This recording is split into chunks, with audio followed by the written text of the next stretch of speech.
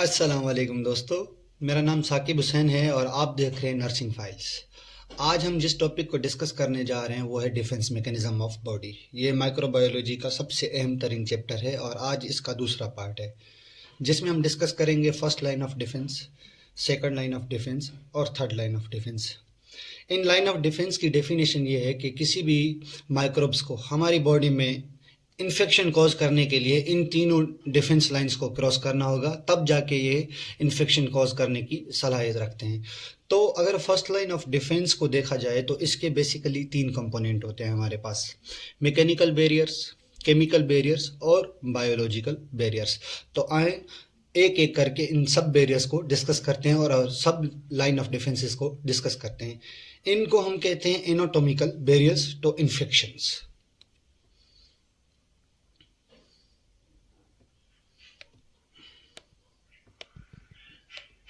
अगर हम mechanical barrier की बात करें तो इसके बेसिक कंपोनेंट है हमारे पास स्किन, सीलिया, टीयर, सलाइवा और म्यूकस।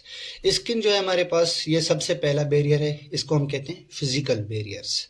ये हमारे पास इम्परमेएबल होती है मोस्ट इन्फेक्शियस एजेंट के लिए, ताकि वो इसको क्रॉस कभी भी नहीं कर पाते। क्यों? क्योंकि यहाँ पे हमारे पास स्वेट मौजूद होता है जिसकी पीएच अहम किरदार अदा करती है, और स्किन में हमारे पास जो है वो डर्मासिन के नाम से एक केमिकल रिलीज होता है जो उनको इनहिबिट करता है उनकी ग्रोथ को, और जो डिजीज कॉज करने वाले माइक्रोब्स होते हैं उनकी कॉलोनीज फॉर्म नहीं करने देता।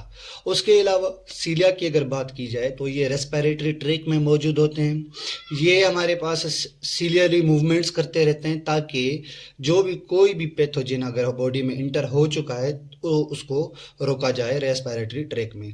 अगर पेरिस्टालसिस मूवमेंट की बात की जाए तो ये जीआई में मौजूद होती हैं और ये जीआई ट्रैक को फ्री रखती हैं माइक्रोब्स से।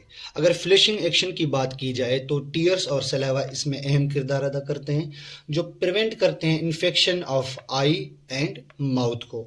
अगर म्यूकस की बात की जाए तो म्यूकस हमारे पास रेस्पिरेटरी ट्रैक और जीआई ट्रैक में बेसिकली मौजूद होती हैं जो गोबलेट सेल सिक्रीट करते हैं।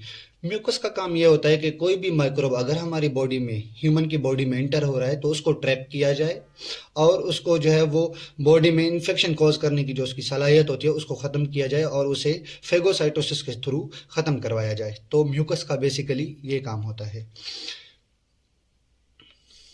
अगर हम बात करें केमिकल फैक्टर्स की तो केमिकल फैक्टर में जो ह्यूमन स्वेट है वो अहम किरदार अदा करता है। ये इनिबिट करता है बैक्टीरिया की ग्रोथ को बाय प्रोडक्शन ऑफ डर्मिसिडिन। ये हमारे पास एक केमिकल होता है जो पेप्टाइड एक्टिंग लाइक एंटीबायोटिक होता है, और हाई सोडियम कंसंट्रेशन, डर्मिसिडिन और हाई सोडियम कंसंट्रेशन मिल के हमारे पास जो बैक्टीरिया की ग्रोथ हैं उन्हें इनिबिट करते हैं। उसके अलावा लाइसोजाइम और फोस्फोलाइपेस हमारे पास जो टीयर, सलाइवा और नेजल सिक्रीशन में पाए जाते हैं, इनका काम ये होता है कि ये बैक्टीरिया की जो सेल वॉल होती है उसे ब्रेक करके उसे डीस्टेबलाइज करते हैं। उसके अलावा अगर लो पीएच की बात की जाए तो सलाइवा और गैस्ट्रिक सिक्रीशन हमारे पास अहम किरदार अदा करती हैं बैक्टीरिया की ग्रोथ को रोकने के लिए।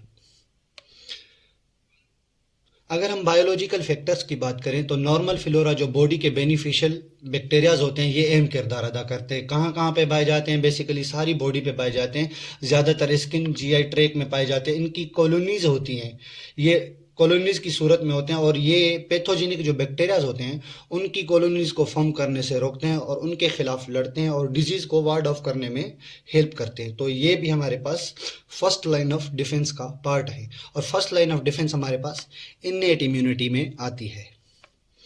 उसके अलावा इन माइक्रोबायोम की कॉलोनाइजेशन की बात करें तो ये ह्यूमन बॉडी में किस तरह से फैली हुई थी। माइक्रोबायोटा हर एक इंसान में जो उनकी कॉलोनीज हैं वो अलग अलग जगह पे फॉर्म की हुई होती हैं।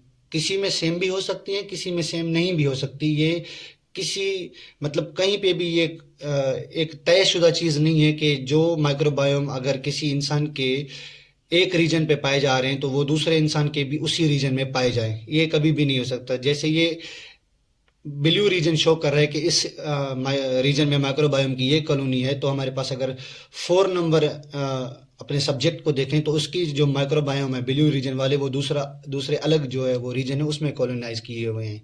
इंसान की अगर जीन की बात की जाए तो ये 99% जो है वो माइक्रोबायोम जीन है और 1% जो है वो ह्यूमन जीन है। इस 1% जीन जो है हमारे पास ये बिल्कुल आइडेंटिकल होती है और 0.1% अराउंड का इनका जो है वो डिफरेंस होता है क्रॉस इंडिविजुअल्स में, यानी कि इन इंसानों में अगर देखा जाए तो ये हमारे पास स्मॉल फ्रैक्शन के साथ आइडेंटिकली होते हैं बेसिकली। उसके अलावा अगर सेकंड लाइन ऑफ डिफेंस की बात की जाए तो सेकंड लाइन ऑफ डिफेंस के जो कंपोनेंट है उसमें सबसे पहले आ जाती है इन्फ्लामेशन। इन्फ्लामेशन किस तरह से काम होती है, कैसे वो हमारे पास बैक्टीरियाज को ट्रैप करती है और उन्हें वार्ड ऑफ करने की कोशिश करती है, स्वेलिंग कैसे होती है, रेडनेस कैसे कॉज होती है, तो ये सारे इन्फ्लामेशन के कैरेक्टरिस्टिक हैं, इनको हम डिस्कस करेंगे। एंटी माइक्रोबियल प्रोटीन्स कौन कौन सी होती हैं जो सेकंड लाइन ऑफ डिफेंस में किरदार अदा करती हैं, और फेगोसाइट्स का जो प्रोसेस है वो किस तरह से हमारे पास माइक्रोब्स को वार्ड ऑफ करने की कोशिश करता है, तो आए डिस्कस करते हैं। इन्फ्लामेशन की अगर बात की जाए तो ये हमारे पास रिएक्शन है वेस्कुलराइज्ड टिश्यू का इंजरी की तरफ। ये हमारे पास डिफेंस मैकेनिज्म का पार्ट भी है, ये प्रोटेक्ट करता है टिश्यू को फर्दर इन्फेक्शन, डिटोरिएशन और इंजरी से। It is characterized by the elaboration of inflammatory mediators and movement of fluid and leukocytes. जब भी इन्फ्लामेशन होती है तब हमारे पास इन्फ्लामेटरी मीडिएटर्स किरदार अदा करते हैं, वो ब्लड से निकल के उनके साथ कौन मौजूद होता है, फ्लूइड्स और ल्यूकोसाइट्स। ये ब्लड से निकल के हमारे पास एक्स्ट्रा वेस्कुलर टिश्यूज जो हैं ब्लड से वहाँ पे आते हैं और ये क्या करते हैं, लोकलाइज करते हैं माइक्रोब्स को, उन्हें एलिमिनेट करते हैं और फॉरेन पार्टिकल जो होते हैं या एबनॉर्मल सेल उन्हें जो है वो रिपेयर करते हैं हमारे पास, और इस तरह से जो टिश्यू को रिपेयर किया जा सकता है इन्फ्लामेशन के जरिए। किसी भी इंसान को अगर इंजरी हुई, इस इंजरी को सॉल्व करने के लिए हमारे पास क्या होगा कि वेस्कुलराइज टिश्यूज किए जाएंगे, इसके सराउंडिंग में टिश्यू वेस्कुलराइज्ड होगा, इन्फ्लामेशन कॉज होगी, जो ब्लड में हमारे पास मौजूद होते हैं इन्फ्लामेटरी मीडिएटर्स, प्लाज्मा और लिम्फोसाइट्स, ल्यूकोसाइट्स, तो वो क्या करेंगे, हमारे पास एक्स्ट्रा वेस्कुलर टिश्यूज में आएंगे और इस जगह को जो है वो रिपेयर करने की कोशिश करेंगे, और जो माइक्रोब्स अगर यहाँ पे ट्रैप किया होगा तो उसे जो है वो ट्रैप करके उसको लोकलाइज्ड करके उसे फेगोसाइट करवाएंगे और उसे ख़त्म करने की कोशिश करेंगे। तो इन्फ्लामेशन का डिफेंस मैकेनिज्म में इस तरह से किरदार होता है। उसके अलावा अगर कहीं पर भी आप आइटस का लफ्ज़ दिखें, सफिक्स जो है हमारे पास, तो वो शो करता है हमारे पास इन्फ्लामेटरी कंडीशंस को। मिसाल के तौर पे आर्थराइटिस, पेनक्रेटाइटिस, मेनिंजाइटिस, तो ये आइटस जहाँ पर भी आप देख रहे हैं तो ये मेनिंजीज की इन्फ्लामेशन है। यहाँ पर इससे मुराद ये होता है कि कोई भी हमारे पास बैक्टीरियल या माइक्रोबियल इंटरवेंशन है जिसकी वजह से डिफेंस मैकेनिज्म जो बॉडी का इन्फ्लामेशन है वो हुआ है, तो इन कंडीशन को हम आइटस का नाम देके शो करते हैं। उसके अलावा हम अगर देखें तो कार्डिनल साइन ऑफ इन्फ्लामेशन कौन कौन से हैं, तो रूबर जब भी जहाँ पर भी आप देखें तो ये रेडनेस को शो करता है, और वेजोडाइलेशन जहाँ पर भी होगी जब भी होगी तो वो रेडनेस कॉज करवाएगी। इंक्रीज्ड ब्लड फ्लो होगा तो वो उसकी वजह से हीट होगी और इस कंडीशन को हम कॉलर का नाम देंगे। लीकेज ऑफ प्लाज्मा फ्लूइड्स अगर होगा एक्स्ट्रा वेस्कुलर में हमारे पास टिश्यूज में तो वो एडिमा कॉज करेगा जिसे हम ट्यूमर का नाम देंगे। केमिकल मीडिएटर्स होते हैं जो इन्फ्लामेशन के, वो क्या करवाएंगे, पेन कॉज करवाएंगे, जिन्हें हम डॉलर का नाम देते हैं। अगर स्वेलिंग या एनीमा होगी तो एनीमा और पेन को हम देखते हैं फंक्शन ऑफ लीसा, ये हमारे पास यानी कि लॉस ऑफ फंक्शन, तो इसको हम नाम देते हैं लॉस ऑफ फंक्शन जब एडिमा और पेन दोनों होंगे, तो इस कंडीशन को हम नाम देते हैं फंक्शन ऑफ लीसा या लॉस ऑफ फंक्शन। तो आपसे एग्जाम में ये पूछा जाएगा कि अगर वेजोडाइलेशन होगी तो वो क्या कॉज कराएगी, रेडनेस को अगर दूसरा नाम देखा जाए तो उसे हम रूबर कहते हैं। अगर इंक्रीज्ड ब्लड फ्लो होगा तो वो क्या करवाएगा, कॉलर। अगर कॉलर की जगह पे हीट है या कॉलर है तो वो दोनों चीज़ें सेम ही हमारे पास, ये ग्रीक लफ्ज़ के वर्ड्स हैं। उसके अलावा अगर इन्नेट इम्यूनिटी में मैकेनिज्म ऑफ इन्फ्लामेशन देखा जाए तो वो किस तरह से होता है, जब भी टिश्यू डैमेज होगा तो ल्यूकोसाइट क्या रिलीज करेंगे, हिस्टामिन्स। कौन से ल्यूकोसाइट रिलीज करते हैं, आप कमेंट बॉक्स में नाम लिख दीजिएगा, नहीं तो फर्स्ट जो हमारे पास इसका लेक्चर है उसमें ये सारी चीज़ें डिटेल्स में बयान की गई हैं कि हिस्टामिन का हमारे पास क्या रोल होता है। हिस्टामिन क्या करेगी, वेजोडाइलेशन करवाएगी। जब वेजोडाइलेशन होगी, वेजोडाइलेशन का हमारे पास मतलब होता है जो नैरो ब्लड वेसल्स होती है ना, वो वाइड हो जाती हैं हमारे पास, जिसकी वजह से पैसेज ऑफ फ्लो जो ब्लड का होता है, प्लाज्मा का होता है, वो बढ़ जाता है, और जिसकी वजह से इंक्रीज हो जाती है हमारे पास ल्यूकोसाइट और लिम्फोसाइट की जो कॉलोनीज होते हैं, वो ज़्यादा उस जगह पे पहुंचते हैं और उस इन टिश्यू या इंजरी को वार्ड ऑफ करने की कोशिश करते हैं। तो वेजोडाइलेशन का मतलब होता है जो ब्लड वेसल्स होती हैं उनका ब्रॉड होना। जब ये वेजोडाइलेशन होगी, इंक्रीज ब्लड फ्लो की वजह से क्या होगा कि हमारे पास रेडनेस कॉज होगी। अब हिस्टामिन क्या करेगी कि कॉज करेगी कैपिलरी को बिकम डायलेटेड, जिसकी वजह से रिलीज होंगे फेगोसाइट्स, क्लोटिंग फैक्टर्स और प्लेटिलेट्स। अब फेगोसाइट का काम क्या होगा कि ये बैक्टीरिया को इंगल्फ करेगा और रिपेयर करेगा हमारे पास सेलुलर डर्बिस को। प्लेटिलेट्स और क्लोटिंग फैक्टर हमारे पास मूव आउट होंगे कैपिलरीज में और सील करेंगी जो भी वूंड होगा उस एरिया में, उसे बंद करने की कोशिश करेंगी। स्वेलिंग किस वजह से होती है? क्योंकि अगर प्लाज्मा ब्लड स्ट्रीम से कॉज होगी तो वो हमारे पास डैमेज इनटू टिश्यू डैमेज, तो इस प्लाज्मा के जो ब्लड स्ट्रीम से गुजरने की वजह से क्या होता है, स्वेलिंग होती है। उसके अलावा काफ़ी सारे जो कीमोकाइंस या साइटोकाइंस, ये इन्फ्लामेटरी मीडिएटर्स हैं जो ल्यूकोसाइट्स रिलीज करते हैं सिग्नलिंग के लिए, क्योंकि अगर सिग्नल होगा तो इंसान को पता चलेगा कि इस जगह पे इंजरी हुई है, मुझे कुछ हुआ है। उसके अलावा हमारे पास ये सिग्नल जाएगा दूसरे लिम्फोसाइट ल्यूकोसाइट्स को, तो इस जगह पे इंजरी हुई है, इस जगह पे इंजरी कॉज हुई है, जिसकी वजह से वो वहां पर आएंगे। उस इंजरी की वजह से हमारे पास जो कीमोकाइंस और साइटोकाइंस हैं उसकी वजह से हीट कॉज होगी, पेन होगा और इचिंग और सेंसेशन के हमारे पास जो है वो कॉम्प्लिकेशंस आएंगी।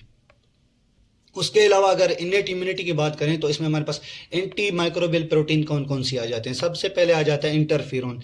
ये वो सेल्स रिलीज करते हैं जो वायरल इन्फेक्टेड होते हैं दूसरे सेल्स को। मिसाल के तौर पे अगर ये सेल है, इस सेल को वायरल ने इन्फेक्ट कर लिया तो ये क्या करेगा, अपने अंदर से क्या रिलीज करेगा, हमारे पास इंटरफेरोन्स। जैसे ही ये इंटरफेरोन रिलीज करेगा तो दूसरे सेल को ये सिग्नल देगा कि आप इस वायरस से बचाव के लिए अपना जो डिफेंस मैकेनिज्म है वो मजबूत करो और ल्यूकोसाइट्स रिलीज करवाओ सेल सिग्नलिंग के थ्रू। तो ये अपनी सरफेस पे कुछ जो है वो पीआरआरएस जो है वो रिलीज करेगा और एमएचसी प्रोटीन्स को शो करेगा, जिसकी वजह से क्या होगा कि ल्यूकोसाइट्स वहां पे आएंगे सेल सिग्नलिंग के थ्रू, और इस जो वायरल इन्फेक्टेड सेल होगा इसे एनके सेल्स जो हैं वो आके डिस्ट्रॉय करेंगे। सही है, ये वायरल इन्फेक्टेड सेल है, इसने रिलीज किया हमारे पास इंटरफेरोन दूसरे सेल्स को, ये अपने सरफेस पे प्रोटीन्स शो करेगा, जिसकी वजह से एनके सेल डिफेंस मैकेनिज्म का पार्ट है, जो आएंगे इस वायरल इन्फेक्टेड सेल को जो है वो ट्रैप करेंगे और उसे जो है वो फेगोसाइटोसिस के थ्रू खत्म करवाएंगे। ये एनके सेल किस तरह से काम करते हैं ये हमने पार्ट 1 में डिस्कस किया था इन डिटेल, कि कौन सा परफोरिन क्या है, हमारे पास ग्रे एंजाइम किस तरह से रिलीज होता है और ये सारी चीजें किस तरह से हो रही होती हैं। उसके अलावा कॉम्प्लीमेंट प्रोटीन्स जो होती हैं हमारे पास, ये लोकलाइज करती हैं, डिस्ट्रॉय करती हैं पैथोजन को वाया फेगोसाइटोसिस, टैग करती हैं माइक्रोब्स को और एलिमिनेट करती हैं ऑप्सोनाइजेशन के प्रोसेस के थ्रू, और इन्हांस करती हैं हमारे पास इन्फ्लेमेटरी प्रोसेसेस को। आयरन बाइंडिंग प्रोटीन्स की बात करें तो इसमें दो नुमाया होती हैं, लेक्टोफेरिन और ट्रांसफेरिन। लेक्टोफेरिन मौजूद होते हैं सलाइवा, म्यूकस और मिल्क में, एमसीक्यूज में इस तरह से पूछा जाएगा। ट्रांसफेरिन जो मौजूद होते हैं ब्लड और टिश्यूज में, which has excellent antimicrobial properties. Definitions की अगर बात करें तो produced by leucocytes which active against a wide range of bacteria, viruses and fungal species. अब आ जाती है हमारे पास मोस्ट इंपॉर्टेंट, इसका कॉन्सेप्ट आप लाजमी समझिएगा कि बी और टी सेल किस तरह से काम करती हैं और सिलेक्शन कॉलोनाइजेशन किस तरह से होता है और ये सारी चीज़ें किस तरह से काम करते हैं, इनके टाइप्स कितनी हैं, वो सब चीज़ें हम थर्ड लाइन ऑफ डिफेंस में डिस्कस करेंगे। अगर थर्ड लाइन ऑफ डिफेंस का पूछा जाए तो ये कौन सी इम्यूनिटी में आती है, तो ये एडाप्टिव इम्यूनिटी में हमारे पास हमेशा आती है। इसके जो रेस्पॉन्सेज होते हैं ये स्पेसिफिक रेस्पॉन्सेज होते हैं। जिन स्टूडेंट्स ने पिछली क्लास नहीं ली थी तो मैं उनको दोबारा बता देता हूँ कि स्पेसिफिक रेस्पॉन्सेज क्या होते हैं। अब अगर कोई भी बैक्टीरिया बॉडी में या पैथोजन आया तब इनेट इम्यून क्या करती है, ये नॉन स्पेसिफिक होती है, ये उसे किल करेगी। सही है, कोई भी बैक्टीरिया अगर हफ्ते में 3 मरतबा भी आ रहे तो ये दोबारा हफ्ते में 3 मरतबा भी उसे किल करेंगी। सही है। अगर स्पेसिफिक रेस्पॉन्स की बात करें तो जैसे वैक्सीनेशन के थ्रू पोलियो के कतरे बच्चों को पिलाए जाते हैं तो वो एक कॉपीज होती हैं हमारे पास पोलियो डेड की, वो कॉपीज क्या करती हैं, मेमोरी सेल्स अपने पास सेव कर लेते हैं। जब भी ये पोलियो वायरस हमारी बॉडी में आएगा तब क्या होगा कि बी सेल लिम्फोसाइट्स के थ्रू हमारे पास टी सेल से हमारे पास क्या होगी, एंटीबॉडीज रिलीज करेंगी, बी सेल की जो प्लाज्मा सेल्स होंगे वो अपने अंदर से एंटीबॉडीज रिलीज करेंगी और ये एंटीबॉडीज जाके इनको बाइंड करके मैक्रोफेजेस के थ्रू फेगोसाइटोसिस करवाएंगी। तो जब भी हमारे पास पोलियो वायरस आएगा तो स्पेसिफिकली इसी को ही टारगेट करवाएंगे। अगर कोई और बैक्टीरिया आएगा तो उसमें हमारे पास स्पेसिफिक रिस्पॉन्स ये नहीं जनरेट करेंगी, उसमें इनेट इम्यूनिटी इन्वॉल्व होती है। एडाप्टिव इम्यूनिटी तब इन्वॉल्व होती है जब फर्स्ट लाइन ऑफ डिफेंस और second line of defences fail हो जाएं, और इनके दरमियान कौन जो है हमारे पास कनेक्शन करवाता है, ट्रांसफर करता है हमारे पास सिग्नल के, अब थर्ड लाइन ऑफ डिफेंस को इन्वॉल्व होना चाहिए। उस से बॉडी के सेल का क्या काम है वो आप कमेंट बॉक्स में लिख दीजिएगा, और उसका नाम क्या है, बेसिकली कितने पार्ट्स में डिवाइड होता है और उनकी जो मेंबर्स हैं कौन कौन से हैं, ये सब चीज़ें आप कमेंट बॉक्स में लिख दीजिएगा। उसके अलावा एडाप्टिव इम्यूनिटी में अगर हम देखें तो ह्यूमरल और सेल मीडिएट इम्यूनिटी में क्या फ़र्क है, काफ़ी सारी जगहों पे ये सवाल आता है एमसीक्यूज बेस्ड कि बी सेल में कौन सी इम्यूनिटी इन्वॉल्व होती है और सी सेल में कौन सी इम्यूनिटी इन्वॉल्व होती है, ये टी सेल में। ह्यूमरल इम्यूनिटी हमेशा बी सेल पे जो है वो डिपेंडेंट होगी। ये हमारे पास क्या होगी कि जो एक्स्ट्रा सेलुलर बॉडी के पैथोजेंस होंगे उन्हें लड़ने में मदद देगी और प्रोडक्शन करेगी हमारे पास इम्यूनोग्लोबुलिन्स जो 5 किस्म की होती हैं, जिसे हम एंटीबॉडीज़ कहते हैं, और मेमोरी सेल्स। मेमोरी सेल्स का ये काम होता है कि जब भी दोबारा अगर बॉडी में वही पैथोजन आएगा तो उसके खिलाफ ये क्या करेंगे, कॉपीज़ बनाएंगे लिम्फोसाइट्स की और वो उन्हें डिस्ट्रॉय करेंगे। उसके अलावा अगर सेलुलर इम्यून रेस्पॉन्स का आपसे अगर पूछा जाए तो वो किस में इन्वॉल्व होता है, तो वो रिस्ट्रिक्टेड होता है हमारे पास ओनली टी सेल के तक। इनकी एबिलिटी होती है कि ये फेगोसाइट्स करवाते हैं और प्रोड्यूस करते हैं various types of cytokines and initiate inflammation. और इनका काम ये होता है कि ये इंट्रासेलुलर जो पैथोजेंस होते हैं बॉडी के, उनके खिलाफ लड़ने में इनको मदद देते हैं। The humoral and cellular immune systems are functionally dependent on each other for mounting an immune response. कभी भी बी सेल अकेले काम नहीं कर सकते और टी सेल अकेले काम नहीं कर सकते। इनको आपस में कोऑर्डिनेशन के लिए हमेशा सेल सिग्नलिंग की ज़रूरत होती है, जो हेल्पर टी सेल करवाते हैं बेसिकली। तब जाके ये दोनों काम करके हमारे पास जो एडाप्टिव इम्यूनिटी होती है उसे जो माउंट करने की कोशिश करते हैं। कभी भी बी सेल अकेले इन्वॉल्व नहीं होते और टी सेल अकेले इन्वॉल्व नहीं होते। ये कॉन्सेप्ट क्लियर रखिएगा हमेशा के लिए। अब अगर हम देख लें इन्हीं चीज़ों को एक ब्रॉडली क्लासीफाई करें तो किस तरह से हमारे पास काम हो रहा है। अगर हम रेड बोन मेरो में बात करें, जो प्लूरीपोटेंट सेल होते हैं, प्लूरीपोटेंट के कौन से सेल प्लूरीपोटेंट किन में डिफ्रेंशिएट करते हैं हमारे पास, वो कमेंट बॉक्स में लाजमी लिखिएगा कि कौन से सेल जो हैं वो डिफ्रेंशिएट करते हैं। अगर नहीं देखा तो आप पिछली वीडियो में देखिएगा कि हमने पूरी की तरह से डिस्कस किया है कि बी और टी सेल किस तरह से हमारे पास प्लूरीपोटेंट सेल से डिफ्रेंशिएट होते हैं। प्लूरीपोटेंट सेल्स जो हैं वो हमारे पास मेलवाइड जो सेल्स होंगे उनके बेसिकली वो क्या करेंगे, जो मेच्योर बी सेल्स होंगे ना वो बोन मेरो से ही मेच्योर होके आएंगे हमारे पास, सही है। जो टी सेल्स होते हैं वो प्री मेच्योर आते हैं, वो थाइमस ग्लैंड पे आते हैं और वहां से हमारे पास मेच्योर होके आते हैं। अब टी सेल जो है हमारे पास वो 2 किस्म के सेल्स में डिवाइड होगा मेच्योर होने के बाद। एक को कहते हैं हम साइटोटॉक्सिक टी सेल और दूसरे को कहते हैं helper T cell. Cytotoxic T cell के ऊपर जो CD प्रोटीन नामी एक मॉलिक्यूल होता है वो बाइंड होता है, और हेल्पर टी सेल के ऊपर हम CD4 मॉलिक्यूल जो है वो प्रोटीन का वो बाइंड होता है। कभी कभी अगर आप देखेंगे तो काफ़ी सारी बुक्स में CD4 सेल्स लिखा होता है और CD8 सेल्स लिखा होता है, तो इनकी मुराद यही है अगर CD8 आ जाए तो साइटोटॉक्सिक टी सेल है, अगर CD4 आ जाए तो वो हेल्पर टी सेल है हमारे पास। साइटोटॉक्सिक टी सेल का क्या काम होता है, ये फॉर्मेशन करते हैं। साइटोटॉक्सिक टी सेल क्या करते हैं हमारे पास, साइटोकाइन की फॉर्मेशन करते हैं और ये एक्टिव होते हैं हमारे पास इन्फ्लामेशन के प्रोसेस में, फेगोसाइटोसिस के प्रोसेस में। तो इनमें हमारे पास क्या होता है कि मेमोरी सेल्स भी होते हैं जो हमारे पास क्या करवाते हैं, हमारे पास प्लाज्मा सेल के थ्रू उनकी आइडेंटिकल कॉपीज बन जाती हैं। उसके अलावा अगर हेल्पर टी सेल की बात की जाए तो हेल्पर टी सेल डिवाइड होते हैं 2 सेल्स में। एक होते हैं मेमोरी सेल्स, एक होते हैं active helper T sales.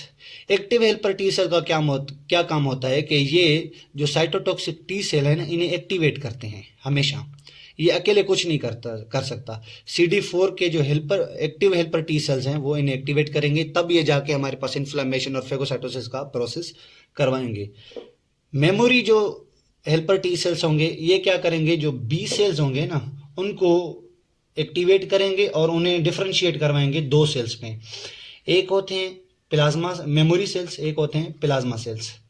Memory cells का हमेशा काम होता है एंटीबॉडीज की फॉर्मेशन। एमसीक्यूज में हमेशा पूछा जाता है कि कौन से सेल जो हैं वो इसमें हमारे पास एंटीबॉडीज की फॉर्मेशन में इन्वॉल्व होते हैं, तो ये प्लाज्मा सेल्स हैं।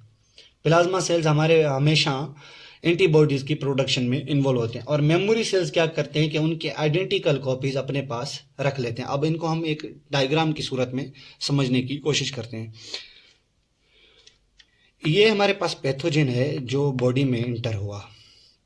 अब ये थर्ड लाइन ऑफ डिफेंस में आ चुका है। अब थर्ड लाइन ऑफ डिफेंस में क्या होगा कि इसको न्यूट्रलाइज किया जाएगा। किस तरीके से न्यूट्रलाइज किया जाएगा? थर्ड लाइन ऑफ डिफेंस के जो दो कंपोनेंट हैं जिन्हें हम कहते हैं लिम्फोसाइट्स। अब ये लिम्फोसाइट्स दो सेल के किस्मों में डिवाइड होते हैं। एक को हम कहते हैं टी सेल, एक को कहते हैं हम बी सेल। सही है। अब बी सेल जो है वो आगे डिवाइड होगा प्लाज्मा सेल में और मेमोरी सेल्स में। टी सेल जो डिवाइड होगा वो दो में होगा। सही है। एक हो गया हमारे पास साइटोटॉक्सिक टी सेल, सही है, और एक हमारे पास, इसको कट करते हैं यहां से, एक होते हैं हमारे पास साइटोटॉक्सिक टी सेल जिन्हें हम CD8 के नाम से जानते हैं, और एक होते हैं हमारे पास हेल्पर टी सेल जिन्हें हम क्या कहें, किस नाम से जानते हैं? CD4 के नाम से। क्यों जानते हैं? क्योंकि CD4 या इनके ऊपर प्रोटीन मौजूद होती है। अब CD4 प्रोटीन का ये दो काम होते हैं बेसिकली। ये दो हिस्सों में डिवाइड होगा। अब जो प्लाज्मा सेल जो एंटीबॉडीज की फॉर्मेशन होगी ना, वो CD हेल्पर टी सेल करवाएंगे। इनको जो है वो दो हिस्सों में डिवाइड करेंगे।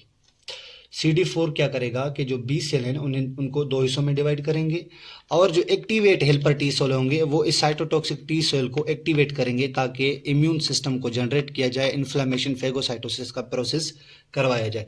तो हेल्पर टी सेल और बी सेल इस तरह से हमारे पास काम करते हैं। बी सेल डिवाइड होंगे दो सेल्स में, प्लाज्मा सेल जो डायरेक्ट इन्वॉल्व होंगे हमारे पास एंटीबॉडीज की फॉर्मेशन में, और जो मेमोरी सेल्स होंगे इनकी आइडेंटिकल कॉपीज अपने पास सेव करके रखेंगे। इन फ्यूचर कभी भी ये पैथोजन अगर हमारी बॉडी में दोबारा एंटर होगा तो इनके पास इनकी आइडेंटिकल कॉपीज मौजूद होंगी। इनको पता है कि इस सेल के साथ किस तरह से लड़ना है, तो ये क्या करेंगे, हमारे पास इनके खिलाफ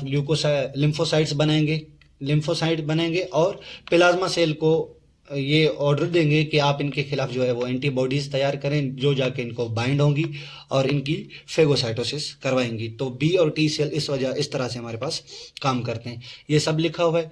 मेच्योर बी सेल्स किन दो सेल्स में डिवाइड होंगे? प्लाज्मा सेल और मेमोरी सेल में। मेच्योर टी सेल्स किस में डिवाइड होंगे? साइटोटॉक्सिक टी सेल और हेल्पर टी सेल में। हेल्पर टी सेल दो सेल्स में मजीद डिवाइड होगा, एक्टिवेटेड हेल्पर टी सेल्स और memory helper T sales. Memory helper T sales का क्या काम होगा कि वो जो आइडेंटिकल कॉपीज होंगी उनको सेव करवाएगा, और प्लाज्मा जो सेल्स होंगे उनमें एंटीबॉडीज की प्रोडक्शन करवाएगा। एक्टिव हेल्पर टी सेल का काम ये होता है कि वो जो है वो हमारे पास फॉर्मेशन करवाए साइटोटॉक्सिक टी सेल के किलोन्स की। अब ये किलोन फॉर्मेशन किस तरह से होगी वो भी हम आगे डिस्कस करेंगे, और ये जो इम्यून रिस्पांस है उसको जनरेट करवाए, जिसकी वजह से वो जो क्या है कि हमारी जो बॉडी है उनमें इन्फ्लेमेशन होगी और जो फेगोसाइटोसिस का प्रोसेस होगा। तो इस वजह से इस तरीके से हमारे पास ह्यूमरल और सेल मीडिएटेड जो इम्यूनिटी है वो काम करती है। अब कोलोनल सिलेक्शन का अगर बेसिक डेफिनेशन देखी जाए तो इसमें यह होता है कि clonal section is the process which a lymphocyte proliferate and differentiate into highly specialised cells in a response to specific antigen. The result of colonal selection is the formation of population of identical cell is called clone that can recognize the same specific antigen as the original lymphocyte. A lymphocyte that undergoes colonal selection gives rise to the major two types of cells in clone, effector और memory cells. अब effector cells में हमारे पास क्या होगा कि वो क्या करवाएंगे, इम्यून रिस्पांस जनरेट करवाएंगे, जिसकी वजह से डिस्ट्रक्शन होगी, इनएक्टिवेशन होगी एंटीजन की। कौन कौन से सेल जो है वो इफेक्टर सेल्स कहलाते हैं? Active helper T cell,